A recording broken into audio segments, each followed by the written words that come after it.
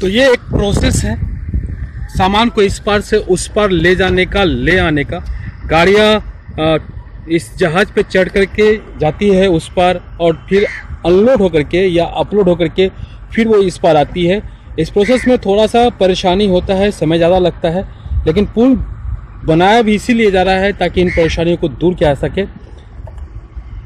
आगे चलते हैं और दिखाते हैं कि उधर का क्या अपडेट है, लेकिन दूसरी वीडियो में। अभी फिलहाल इतना ही। अगर आपको मेरा वीडियो अच्छा लगा हो तो लाइक कीजिए, शेयर कीजिए, सब्सक्राइब कीजिए। हम फिर मिलेंगे किसी और वीडियो में, मतलब अगली वीडियो में। तब तक इन का प्यार नमस्कार। जय भारत, जय बिहार।